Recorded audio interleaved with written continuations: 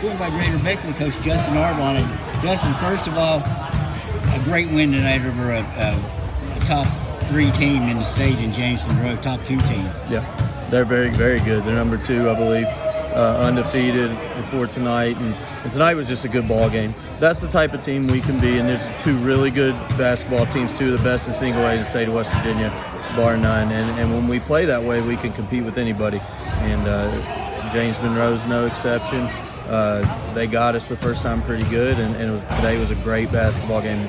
And some things didn't go their way, some things didn't go our way, but we're going to see them again.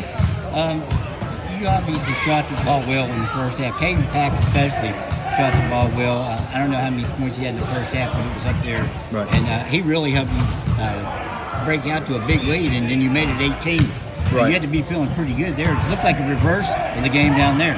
Well, it did, and Caden really did come out and shoot the ball very well, and he was defending the best player, whoever had the ball in his hands, Eli or Shad, on James Monroe at the time. And so we put a lot of responsibility on him today, and he responded very, very well. Now, I don't want them to get their heads too high, because we saw they got up 16, 18 points there. We did, and what happened when they came in? They started hitting shots, or what was the difference in that? I think they had a 14-0 run to get back in. Well, they did. They started hitting shots, and I told our kids they would. They're too good. These are good basketball players. There's no doubt. They're going to hit shots, and we just got to be able to get a hand up on shooters and keep the ball out of the lane. And we failed to do that in the third quarter. On the other end, we started throwing the ball over the gym for no reason, just because we were comfortable. And when you get comfortable in a basketball game, teams make runs, and that's why it's a game of runs. Does it take a little bit of sign off that the seeds are already set? They can't help them in that way? If James Monroe is going to be the top seed? Well, I'm just telling you, this is the type of game that you find out what kind of team you have, because there's you're not playing for anything other than pride and to win a game. And we had 2 teams playing extremely hard trying to win a game, and I think the state saw that tonight. Were you happy with your defensive effort, especially tonight? Because you did force them into a lot of bad shots. Shots I think they maybe normally make, but you did force them into some bad shots and built that lead.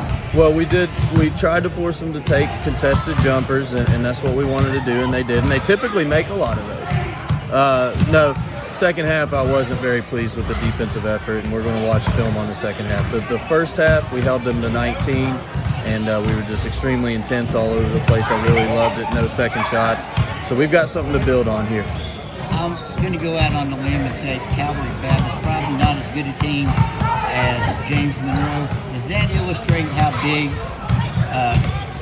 literally, Jordan McGinnis is in your lineup? Because he didn't play in that game against Calvary. Right, Jordan's huge, and against that Calvary game, against Calvary, B.J. Mitchell set out 2 quarters too. He get picked up 3 real quick fouls, but Jordan not in the game creates a whole other dynamic.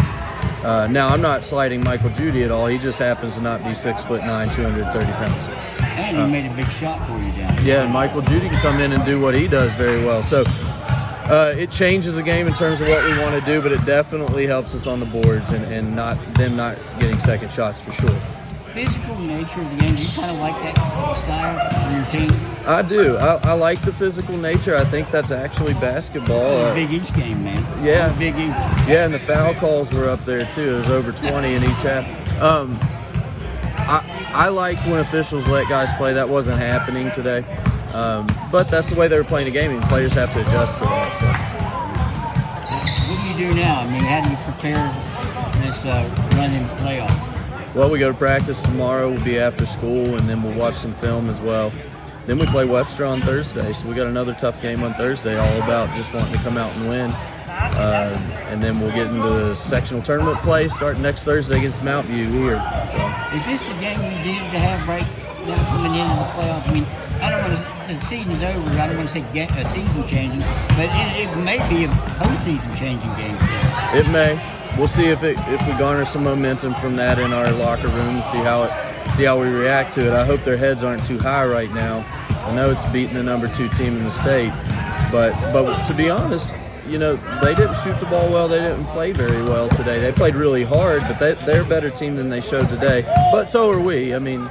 So I don't know. We'll see next Saturday what happens if we can get past Mountain View first. I know you're coaching the game. You might not notice all this, but It looks to me like Shad Savage was all over. He wasn't scoring like he does.